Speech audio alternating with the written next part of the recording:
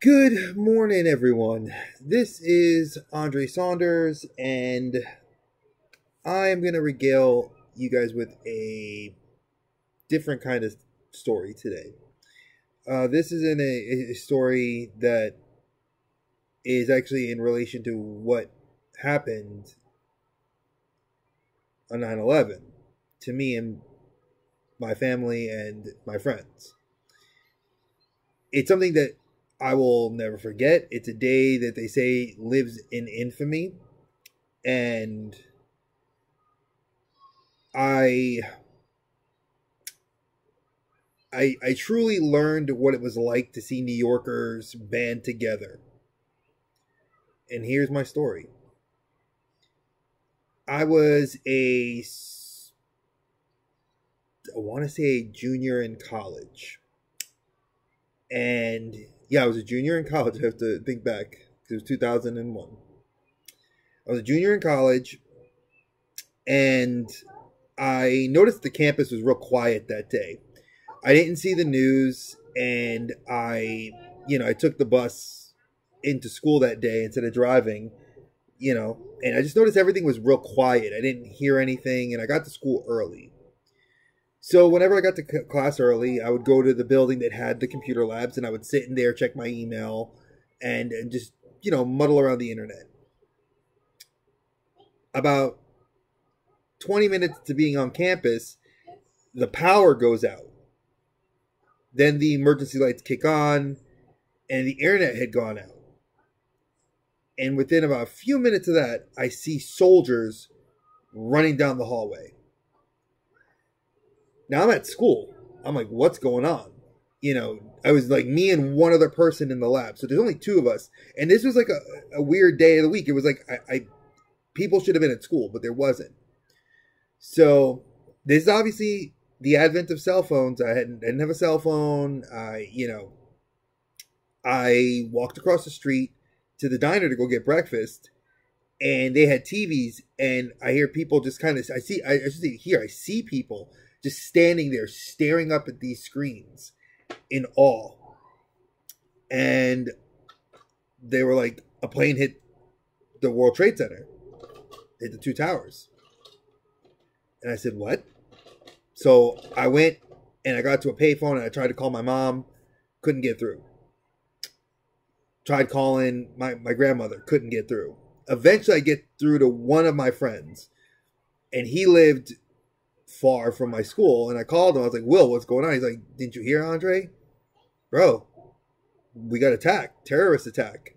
They bombed the towers, and like they're looking for more targets. And I was like, what? Like, I didn't know what was going on. So I couldn't get through to my mom. I couldn't get through to anybody else.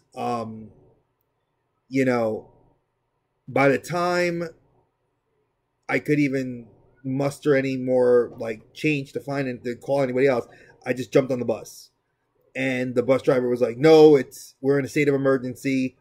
It's free. Just get on.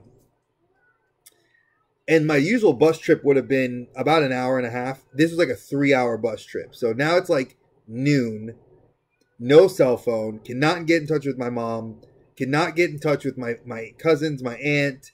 Now, mind you, at the same time, I was dating a girl that lived in Queens that worked in Manhattan near the World Trade Center.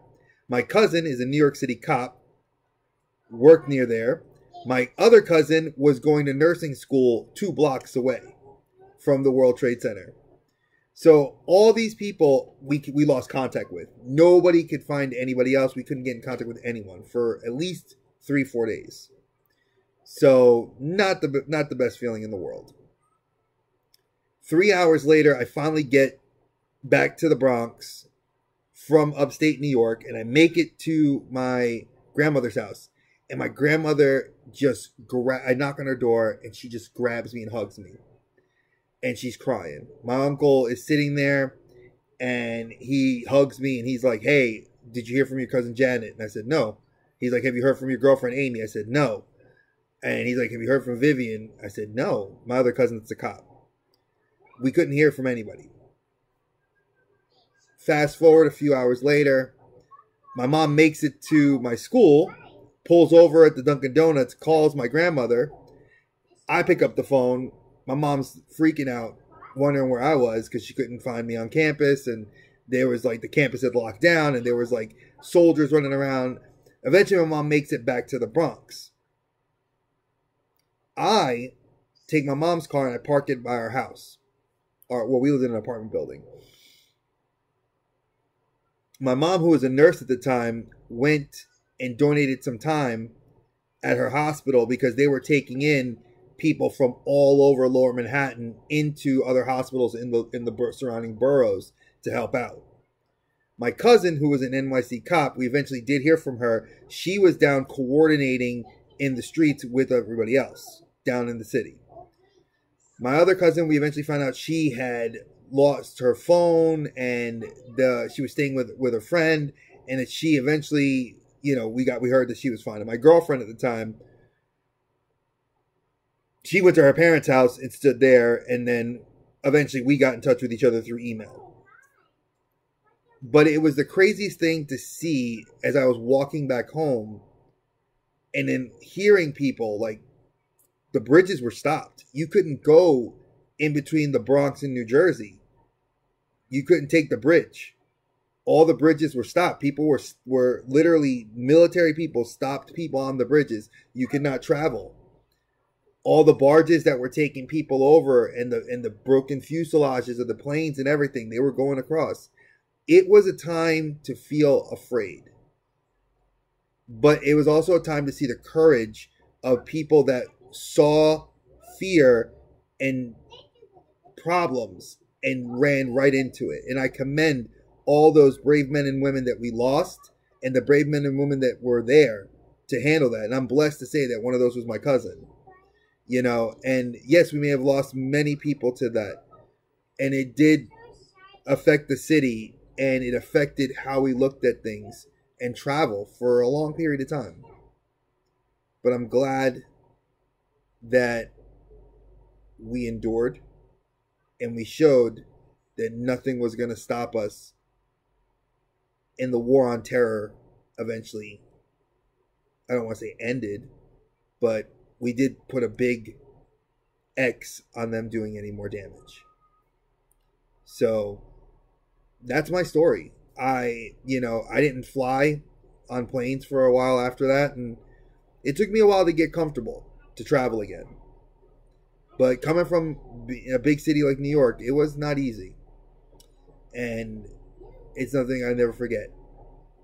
And I always remember who fell this day, the people we lost. Because we didn't just lose the brave men and women that were fighting. We lost children, moms, dads, brothers, uncles, sisters, cousins, grandparents that were in the towers, child cares that were in there, everything. So just be mindful that today's a somber day and to be respectful of those that may have lost their lives. Thank you for the opportunity to share this story.